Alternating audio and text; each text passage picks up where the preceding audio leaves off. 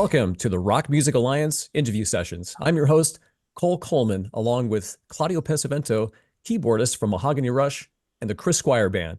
On our show today, a multi-medium artist whose visual art is on display at the Rock and Roll Hall of Fame, whose fashion designs are available in high-end boutiques, and whose music has earned her a Juice Merit Award for exceptional creativity. Welcome to our show, Chloe Trujillo. Hi, thank you for having me. Thanks for coming on, Chloe. Chloe, before we get lost in conversation about music, what's the latest thing happening with your art? And is any on display in Los Angeles? Well, I don't know if it's still on display. I've had a few shows in the past few months. The last one being a few weeks ago, El Velorio, where I painted a skull. And I think that might still be on display downtown LA. I did 3 surfboards that are on display in a gallery called the Compound Contemporary Gallery. And what else is in LA? Because I have stuff a little bit all over.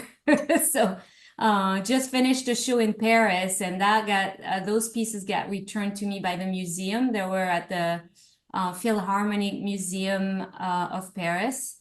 And that show was a 6-month long, and it just got returned to me. I try to keep track of everything, but because I'm a one-woman show here, doing everything on my own, sometimes I forget. Like, I write everything down, but yeah, so in LA, there's two places where I have art currently. Okay, I want to translate. Velorio means funeral. El Velorio. El velorio is the Yeah, funeral. it started, yeah, exactly. It started for Dia de los Muertos Exactly. when it started, so a month ago, and I think it was on display for a month. So it might still be on for a couple days. Did you have a image of that on your website? I'm sorry, what? Yeah, did you have a image of that on your website? An image? I'm Yeah, sorry. a photo of it. A photo of this skull. I Yeah. have actually, I started painting the skulls. I was part of a group show for the Skullhead Vodka Company back last year, and I had never painted on this glass skull because their vodka bottles are actually life-size skulls made out of glass. And I got invited into the show, and I was like, oh, I never painted on this kind of surface, on glass, first of all, and on the skull itself. And I really loved it. And that skull sold before the show even opened. And then I get commissioned a couple of other skulls after that. And I started really loving painting on the skull itself, on the live skull. So that's how I decided to do that for the El Velorio show. But yes, you can see the images of some of my skulls that I painted on my website under the art section. Yeah. Yeah, it's definitely good stuff. And anybody go check her out on her website. How about your fashion designs? What kind of stuff do you make, and where can people find your products? So fashion designs, I do silk scarves, I do swimwear, I do bags, and I do also clothing. So there's limited editions of dresses and suits, and more to come actually, because I'm just building a capsule collection as we're speaking now. And I'm going to do a few trunk shows in different selected boutiques around the US. I think the next one will be December I have 2 actually in December, one in Palm Springs and one in Mill Valley up north in Northern California. And that is going to be at a store called Taisa, and it's Taisa Mill Valley. I'm excited about that one. Yeah, so I can't, I think the list of boutiques and my online shop is all under my website at chloetrujillo.com. You can find all the information there. But yeah. There you go. Now, your products, do they also feature your artwork? Yes, so that's the base. That's how I started creating the fashion line. I actually grew up in Paris. My parents were fashion designers and they had their own brand. And so I kind of grew up around the fashion world. Like I saw everything from my mom actually drawing all the designs to then going to do the patterns and the fittings and then the fabric choices, buttons, you know, zippers, like everything you can think of to create a final design. And then my dad was a little bit part of the creation too, but he was more handling the business side of it. So I kind of grew up around that, but I never thought I would become a designer. I was like, I'm more an artist and a musician. But then in 2012, I started creating a silk scarf line, and by selecting different elements of my paintings and to recreate a full-on composition. So it'd be like painting different, you know, elements that I painted, but it's not a painting on the scarf. It's like, okay, let me grab some elements from this painting and elements from this painting, and then I recreate the design. And so that's kind of the baseline of my clothing is it all has prints from my artwork. So it's always different. It's always different, you know, elements, but it's really based out of my art. Yeah, it So sounds it's kind of a unique print. Yeah. sounds cool. So, and you know, it's funny for some reason it brings to my mind Pink Floyd. I don't know why, but it's like if you have products and I think it's the idea of pulling elements from different, you know, albums and whatnot and making a Yeah. product out of the imagery. It's very cool. Now, with your music, you've had a solo career going on with releases under your own name, but it Yes. looks like since your 2022 release, Heavy Peace, it looks like you're switching your efforts to the band now called Boulevard of Eyes. Is that right? Correct. Yes, I've been releasing music under my name since 2006, but very sparingly because I do everything on my own. And I always had like needed the help of an engineer because I was reluctant to using computers, you know, and not so much in the sense of like using the computer as you know, helping with the music creation part of it, but it was more my relationship to computer. I was like, ugh. But then with COVID, I didn't have, you know, everything was shut down. So I kind of had to teach myself how to use a DAW and so I started learning how to do own writing with the computer.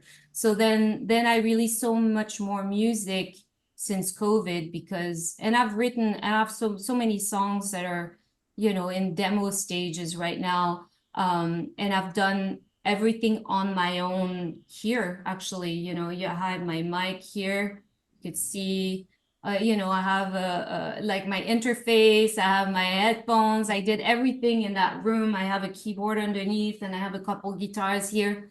And I was doing that. And then since things reopened, then that's when Boulevard of Eyes came in because we had offers to play shows and this is a part of my life that I miss so much, the performing. So because I was doing musical theater. That's how I entered this country, actually, from Paris, is through musical theater. So even though I never knew much about musical theater until I moved to New York and did it, but I was like, you know, I got cast in a few of the French roles that they had and cabaret pieces and things like that, which was always fun to do.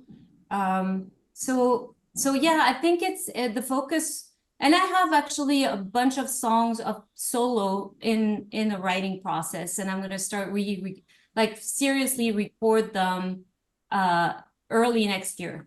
So in a couple months. That's great. That's great. And congratulations on, you know, making the leap over to computers. You know, it can be really intimidating, that's for sure. It And is. but it sets you free as well. As you see, you can But do a lot more. I was talking about it with my husband this morning because I was saying like, oh, I have so many songs in the demo stage and I don't want to get into mixing them myself again because that's what I was doing with the previous song. I say, because there's so many, because the point is now there's so many plugins, so many options, and Yeah. spend hours like figuring out, oh, do I want to use this compressor? Do I want to use this thing? Like it's just endless. Yeah. And I mean, it's a good thing, but then it kind of blocks me and into finishing. Like I need somebody to be there to be like, we're gonna use Yeah. this and that and that. You can spend hours trying to figure out what sounds better, you know, but Exactly. Yeah. it's Claudio all does about a- it's all about the song basically. Yeah, there you go. The melody. Like you know, during the pandemic I got this thing, it's called the DMF, what do you call it? It Oh, protects you, yes, it protects yes, you from the Wi-Fi and all the stuff. that's So good. if you're in front of the computer for too long, I have like so many crystals in front of me, like yeah, you there you know, go. yeah. That's a big I one. mean, this is just one that I'm carrying, but I have like crystals all around. But that's good for EMF. Yeah, There you go. I have some too actually, but in my bedroom. Yeah, it's important. Do you ever see them glowing at night when you go to bed? Turn off the lights. They're glowing. Yeah. So, but what was the moment of making Boulevard of Eyes? Like, was it your idea and you called everybody up, or did someone else suggest putting it together? Like, who was the first other person that got recruited for the band? So this is during the pandemic, I was invited by Global Green, which is an environmental foundation, and to perform. And it was like a virtual performance at the Troubadour in LA. So there is a bunch of bands there, but nobody saw anybody because it was still lockdown. So all we saw, there was just a camera person filming the performance. And it was my solo project still. And because I didn't want to look like I was doing karaoke in front of tracks, because I didn't have a band, but I played my tracks, I sang live. And see, I'm also in my art studio, and I had the idea of filming with my phone a bunch of my art pieces. So I put a few of my paintings on the floor, and I did this and I did that, and then I changed the paintings. And so it ended up looking really cool because I had kind of the painting, everything projected onto me while I was singing the songs.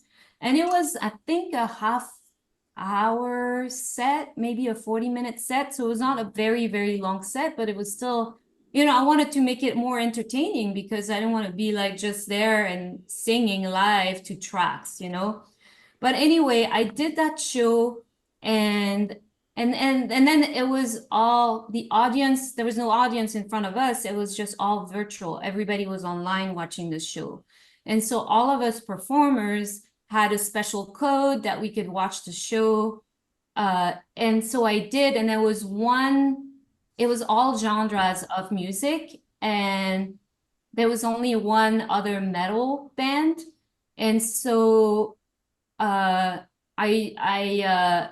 bass player of that metal band he's the one that initiated the contact. He sent me a message and asked if I would collaborate on a song with him. And so I'm like, sure. And there was still pandemic. So he emailed me some riff ideas. I picked a riff idea. I sent him back the riff with some melody ideas. And we went back and forth, and we wrote our first song like this. And then from that song, we started writing another one and another one and another one, to the point where, you know, we had like a full album. And then by that time, things started to reopen. So we started performing under both our names and recruiting other musicians. So he brought in Kevin, the guitar player, KJ, and he went in the studio. We kind of, it was not really an audition, but we had him play the songs with us and jam with us, and he was super cool, and the vibe was there. And I told Mark, I said, hey, my daughter's a great drummer, maybe we can check her out. And of course I asked Lullah, like, are you okay to be in a band with your mom? Because And like, yeah, because she wasn't, She's performing. great. Yeah, and so that's how it started. And I invited her to jam with us, and the guys were like, "Yeah, she's awesome." And so it kind of that's how it started. And yeah, we started Gotcha, to gotcha. So, around, and yeah. how many players are in the band? Now it is there's four of us. Four. So there's you, and then what does Kevin play? So Kevin is the guitarist, and then Mark is the bassist, and then Lula is the drummer. Wow, all right. And so Lullah is your daughter, Yes, along with bass player Robert Trujillo, and who's currently the bass player with Metallica. yes. Yeah, when did she start playing drums? So she has been asking to play drums for a long, long time. But, we were kind of like, yeah, drum kit. Like, Ty, our son, is a bass player. He's great. There's basses. Yeah, he's amazing. There's basses all over the place in our house, to the point you can't even sit on the couch. There's basses there. It drives me nuts. But so there's basses, guitars, but she was asking for the drums, and getting a drum kit is like, first of all, it makes a lot of noise and it takes a lot of room. So we were like, oh yeah, okay. But then when early COVID, so May of 2020, Robert's cousin, so his son was playing drums, but then his son got into sports. He went into football, and he was not touching his drum kit anymore. So Robert's cousin was like, "Hey, dude, do you need a drum kit?" And I said immediately, Lullah's been asking for a drum kit forever.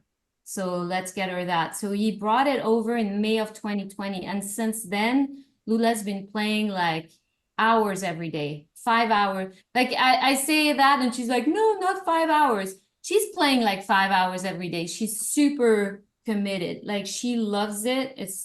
She's passionate about it. And that's how she grew so fast as a musician, is because she's just nonstop.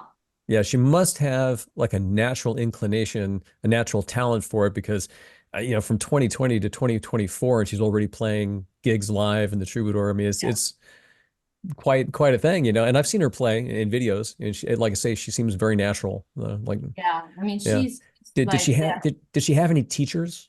She took a few classes with Thomas Lang, who's awesome. And but she hasn't seen Thomas in a long time. She must have taken maybe,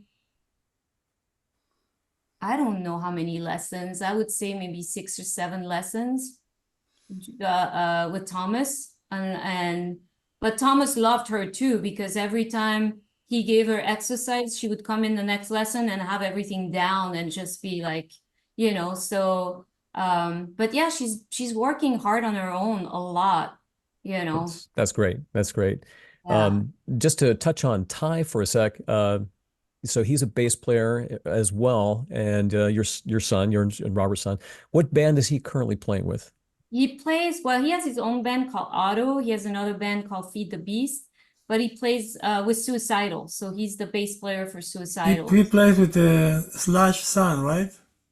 He did, like, for a second. Yeah, they had a Okay. project together, and that didn't last long. He was already so busy. Yeah, when he was 12, he played bass for Korn on their South America tour. He did? Yeah, he did. Wow. 12 years old, and he learned those songs from a CD all by himself after school. Like, That's Chloe, when that's when he got the braids. how old was Ty at that point? Ty was 12. Unbelievable. Playing with Korn? Yeah. Yeah, you can look it up on YouTube. There's a bunch of videos. I remember I saw Roberto at Lemmy's funeral. I think he told me something like that. I'm not sure if it was then, Yeah. but Yeah. yeah. Yeah, no, Just amazing. incredible. Just amazing. Especially because Robert was on tour. Robert didn't teach him anything. He just did it on his own with a CD, just by ear, learning how to play those songs. And then he auditions, and it was like everybody was blown away. Yeah, just a lot of natural talent in the family. Of course, growing up, with you guys, you and Robert, I mean, yeah, growing up musical, I guess, but they Yeah. must have a lot of natural talent. It's a lot of hard work too. I think the kids see how hard we work, both Robert and I, and I think they get the discipline from seeing that. They say like the kids mimic their parents. You can tell them to do something or not to do something, they'll mimic whatever you're doing. And so, yeah, because I mean, you see Ty wakes up in the morning, first thing you hear is him playing some bass, not nonstop. Lullah, same thing. She'll hit the drums and be there all day and on her drum kit, so Yeah, that's fantastic. Well, yeah. well, Chloe, it looks to me like Boulevard of Eyes' latest release is called Buying Lies for the Truth Seeker. Yes. Okay, well, let's take a listen. Let's take a listen to a track from it. Here's a minute and a half of a tiger in a circus on the Rock Music Alliance.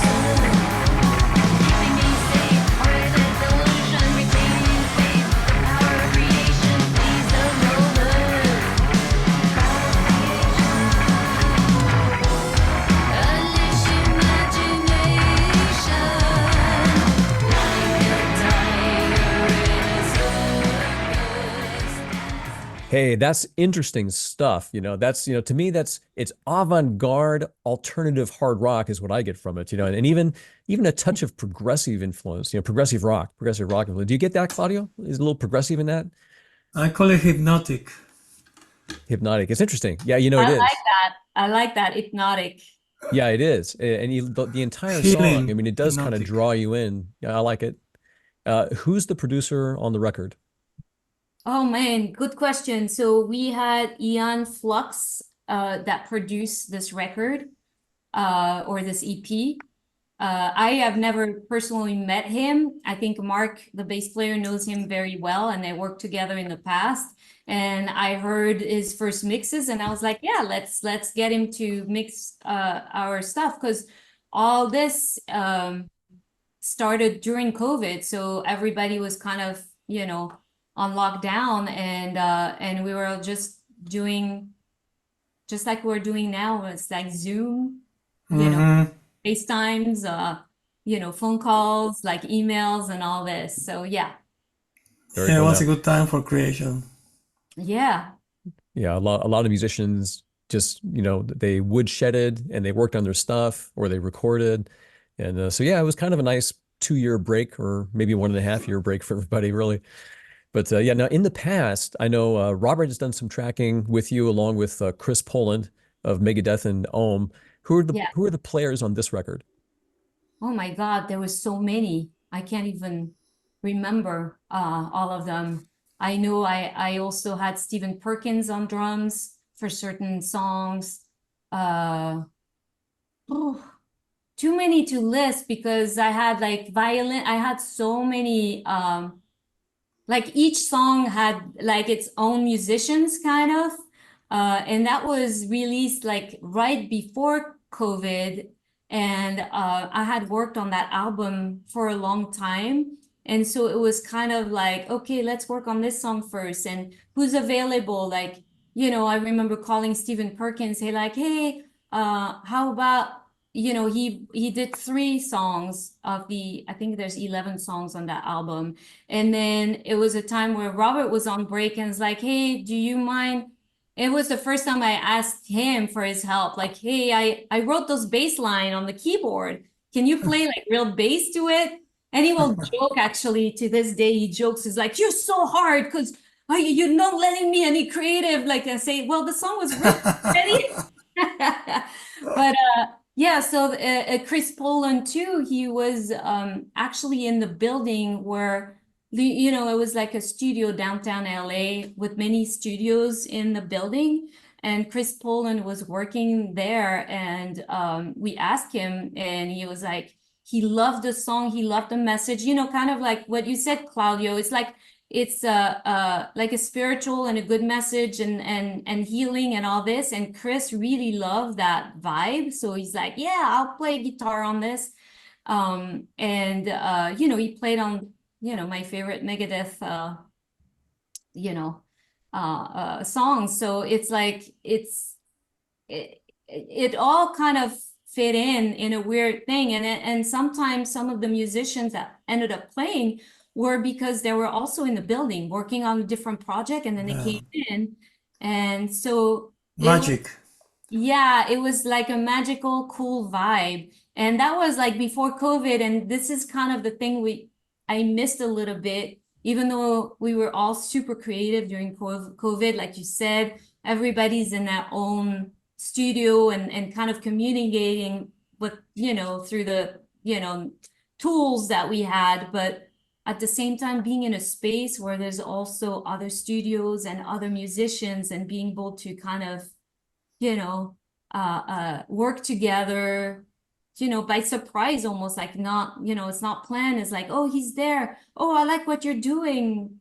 Oh, come be part of it, you know, and that kind of energy, magical energy. yeah.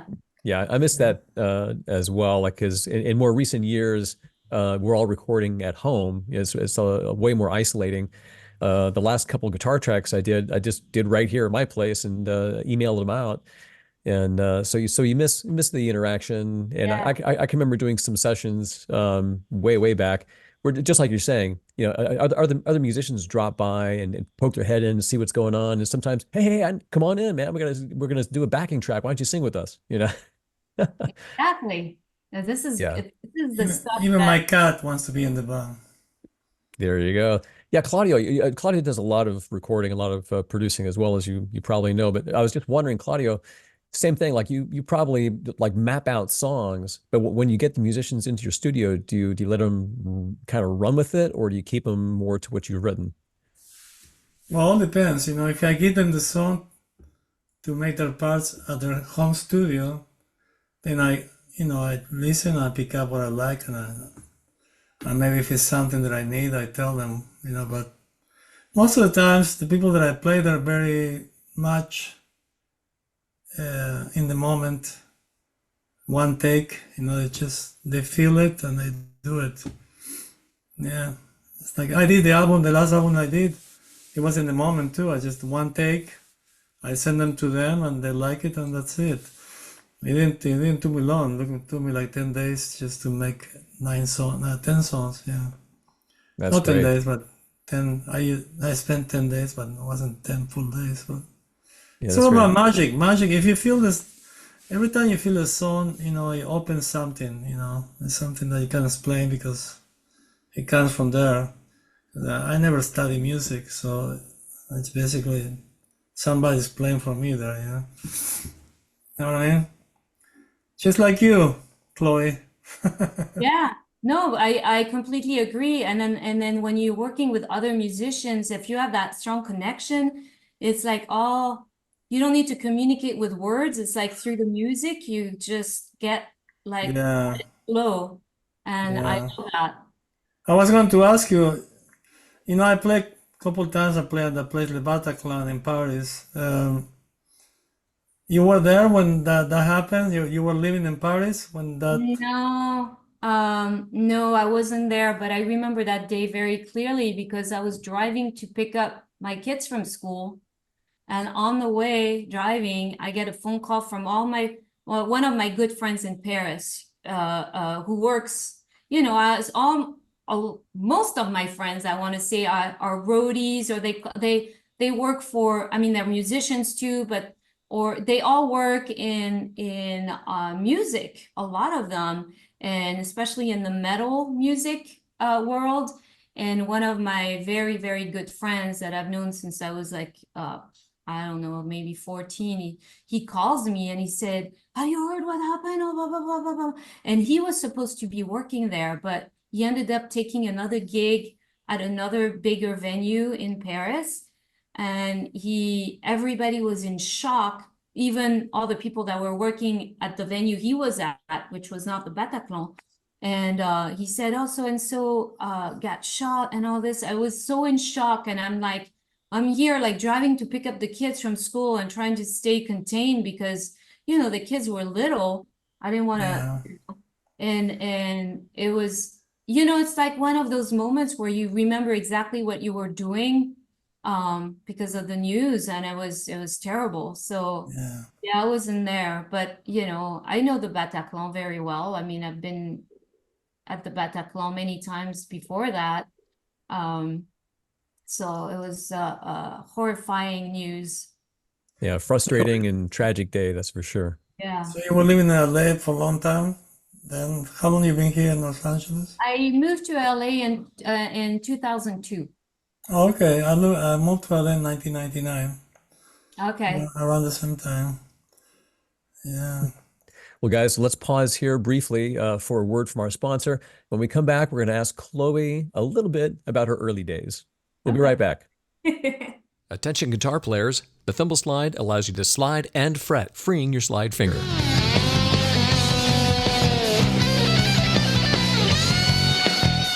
The Thimble Slide is a mini guitar slide designed to be worn on the tip of your finger, about halfway down your fingernail. When worn there, you can still bend your finger, and most importantly, it's allowing enough of your fingertip through so you can still press the guitar strings. The Thimble Slide is larger at the back and smaller at the front, so it follows the contour of your finger. So when you're wearing the slide, it's not loose or rattling around on your finger. This also allows your other fingertips in nice and close for playing. The sizing gap allows you to make the slide a little bit larger or a little bit smaller for a nice custom fit.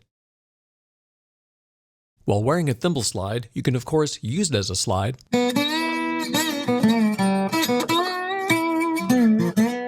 But more importantly, you can still press the strings while wearing it. So you can play chords, play lines, bend notes. Really, you can still do all the things that you need to do to keep playing guitar while wearing it. You don't have to take it off.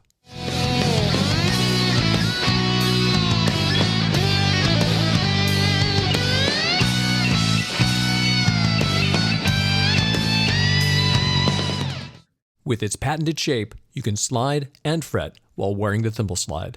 Visit thimblslide.com. That's thimblslide.com. Hey, this is Chris Wise. You're listening to the Rock Music Alliance. We're back with Chloe Trujillo of the band Boulevard of Eyes on the Rock Music Alliance.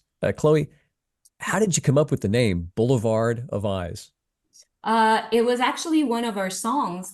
It is one of our songs. So the song came before the name of the band.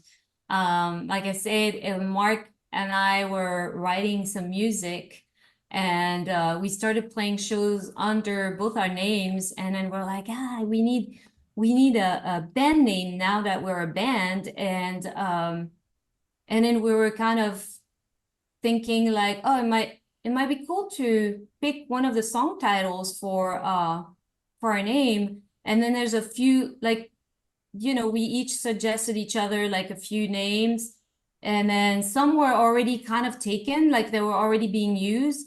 And I was like, well, nobody's Boulevard of Eyes. Oh, and it's perfect. It is. It is. And I love eyes, you know, like I paint a lot of eyes, you see a lot of eyes, I have a lot of eyes tattoos, and I was like, oh, this is the vibe. And then because of the lyrics I kind of write, which is like very kind of spiritual, I think like, oh, third eye, the eyes, and this is perfectly fitting. So let's go with that. It really does. I love the name, you know, the sound, and it conjures up, I mean, all kinds of imagery, you know, it's terrific. Thank you. Well done. It was a good idea. You Thank know? you. Yeah. So Chloe, you mentioned you're from Paris. Were you born there? Yes. Wow. Yes. A true Parisian. Yes. True Parisian. Bonjour, bonjour. Bonjour, bonjour. Very cool. So were you born into a musical family? I was born, so my parents, like I said before, were fashion designers, and they had long, long hours sometimes, especially during fashion weeks. So my mom called her parents to move in the apartment across the street from us. I have two sisters to take care of us as kids, when like very young kids, when we were out of school, you know, not so much. Yeah, I mean, sometimes on weekends when my parents were working, but mostly like after school on the weekdays, and every month of July that we had off for summer break, we would spend with my grandparents. And my grandfather was a professional opera singer. So I grew up hearing him warming up. Oh, he was a tenor, baritone tenor. What am I saying? Bass baritone. So he had a very deep voice, not a tenor at all. So he had like super deep, like very low voice, and he was my first inspiration, I want to say, as far as singing. And I started singing. I was so shy. I started singing in secret, like kind of imitating the vocal things he was doing, and I actually, my grandmother was a pianist, so they would like, she would play the piano, he would sing, and it would be like Schubert, or, you know, like opera music. And I started, you know, and I started learning the piano when I was 6.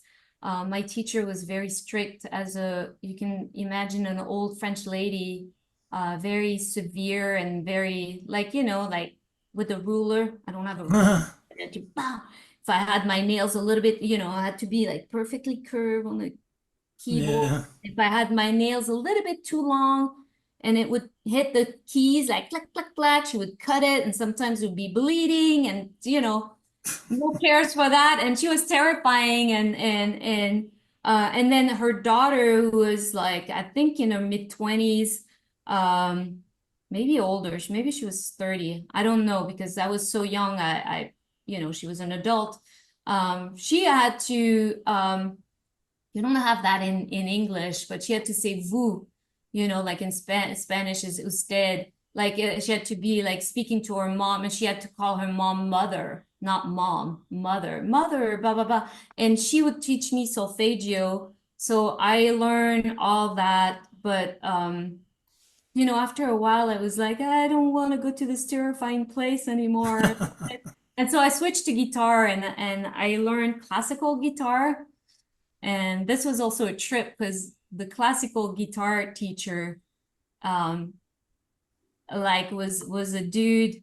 He always had like a, you know, what do you call a mego? A cigarette butt, but like one of those cigarettes, that corn cigarettes, like, so they're all yellow. Like it would be like hanging from his lip, like stuck to his lip.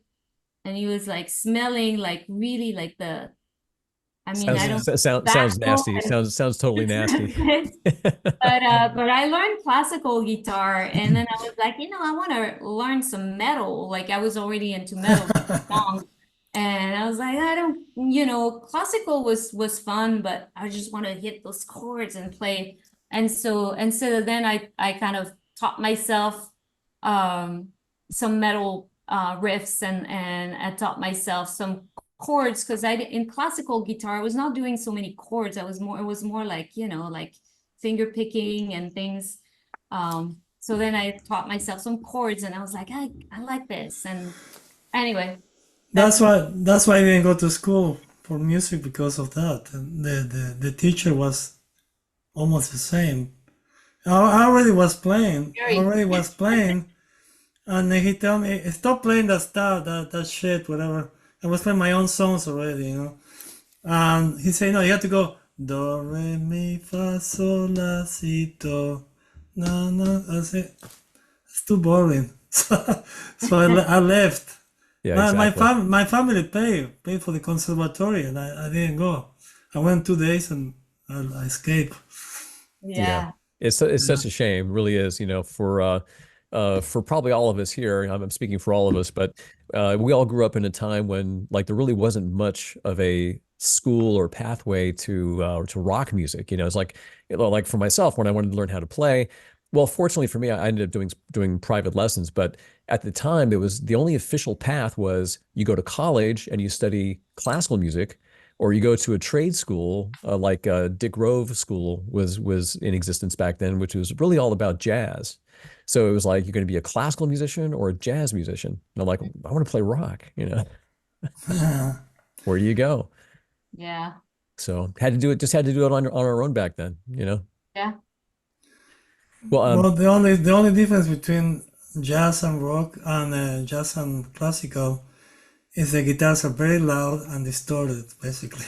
I mean, in my opinion. Yeah, great players. I mean, don't get me wrong, jazz is incredible, and I love classical music, but when you're young, just like you said, you want to get to rocking, you want to get to playing, So You want to have fun. Yeah, have some fun with it, man. Yeah. Chloe, I wanted to ask you, which came first for you, art or music, or did it evolve together?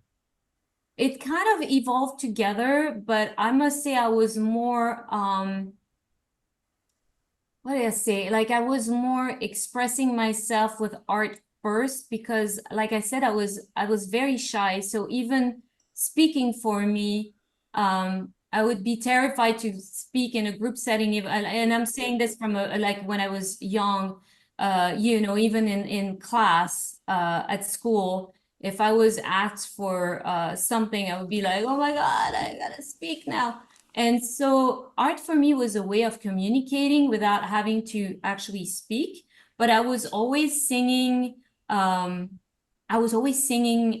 home, like in secret, like I was always singing because I loved it so much.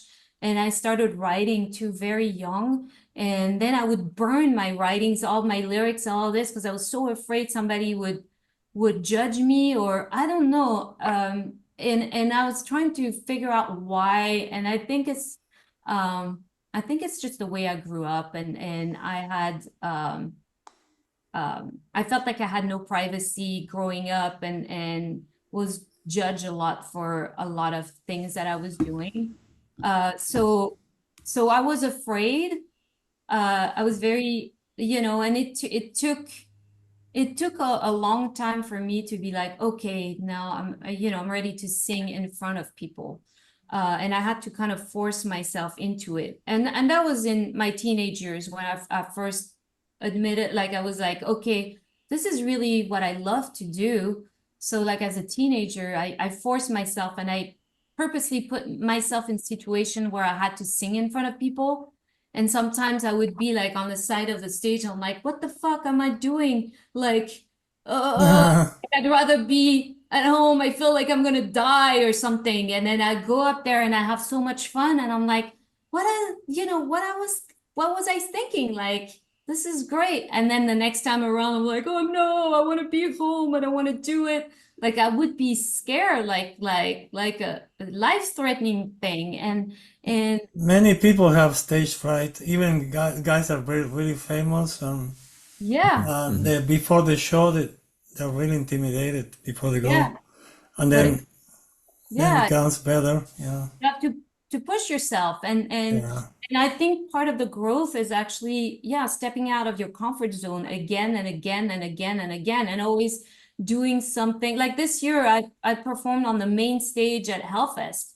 I never performed in front of Hellfest? Really? at the Hellfest in front of hundreds and thousands of people. Wow. And I was like, all right, I'm doing this. And it was only one song, and then I came in for the last song. We did a cover of Roots from Sepultura,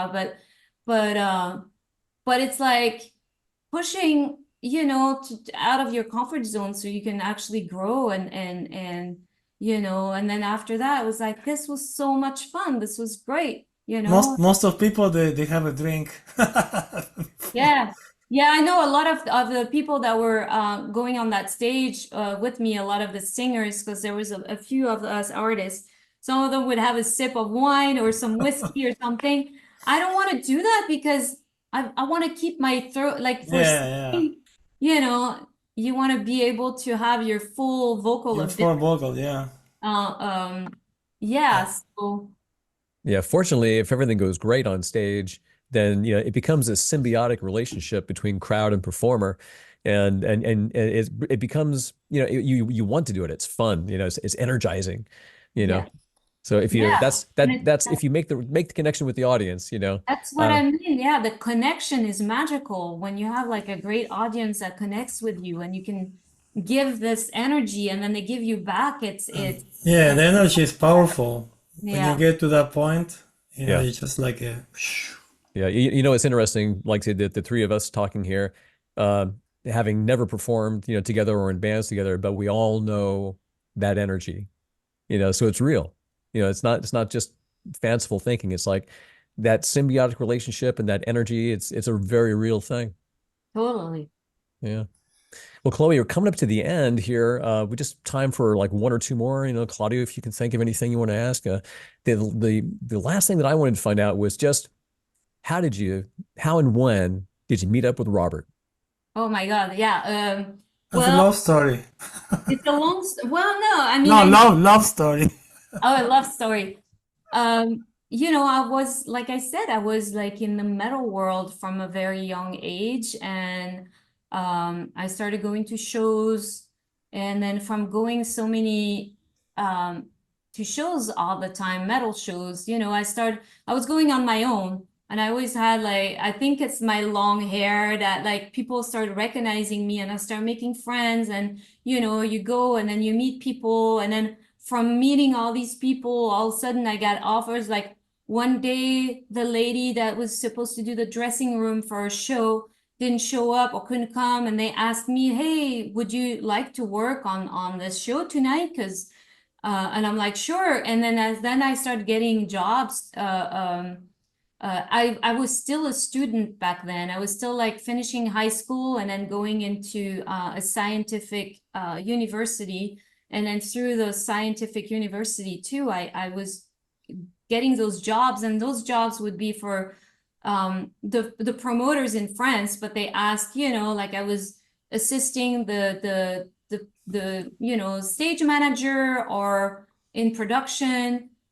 Basically, it's mostly translation. Like I would be like the French person, and they're the American crew, and I would act like as a, you know, being able to kind of help the managers of the different bands.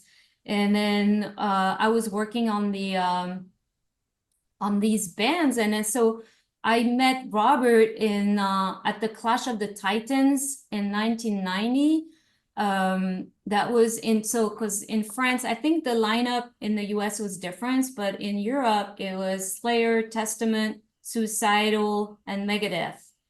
Those were the four bands, and I actually met Mike Clark and Rocky George from Suicidal that day. Mike Clark took a picture of him with my hair on top of his head, and then we became friends, and I had met them through a common friend of mine that was an old punk rocker who's like, I think 15 years older than me. He was like a big brother figure for me. And he was great friends with all the Suicidal guys. And every time they come into town, I was invited to have dinner and all this. So I met Robert then, but we never really talked. Like I was more friends with Mike Clark and Rocky George than Robert at first. And but we knew each other. And there's even a picture of me and Robert that a friend of mine took and gave me in 2002. I think he gave me that picture, and it has, you know, it's like from a proper camera from, I think it has the 1995 stamp behind the photo, and it's me and Robert dancing together in 1995 at an after party after a Suicidal show. And we're all drunk, like I'm holding a glass like this, and he's like this, and we're just the two of us in the picture. So that's kind of how we met, but then we didn't get together until I moved to LA, and I didn't move to LA for him. We just reconnected that way. I don't want to go take on, because it could be a long story, but this is how we met, like in 1990. Very cool. Very nice. there. And so how much longer did it take for you guys to get married? You have to buy the book. Yeah, exactly. Actually, it's funny you say that, because I'm actually writing a book, like I'm writing my story, because there's some important messages of life experiences that are aside from the music world, but that I hope will inspire. And I'm writing a book. That's I great. want to ask you Good luck about with it. your music. Are you guys planning to perform it more often, or what's the plan? Us? Yes. Yeah. Yes, absolutely. We're planning a couple tours coming up, so we'll play more.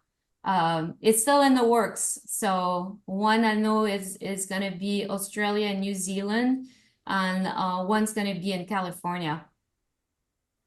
Very good. Well, And Europe too. 2025 sounds like it's going to be an exciting year for you. Yeah, I hope so. Well, guys, that brings us to the end of the show here. People listening, you can keep in touch with Chloe at chloetrujillo.com. That's, CHLOE, then TRUJILLO, Chloe Trujillo. And of course, find her on social media. Plus find the Rock Music Alliance on Patreon. Hopefully we got that going by now. Join us there, and you can be a part of what we do by supporting us there, and look for our exclusive content there as well. Well, Chloe, thanks for being our guest today on the Rock Music Alliance. Thank you for having me. I'm Cole Coleman, and for Claudio Pesavento, the Rock Music Alliance, and the RMA Awards, thanks for watching and listening. Visit us at rockmusicalliance.com and check out this year's RMA Awards for rock, metal, and progressive rock music.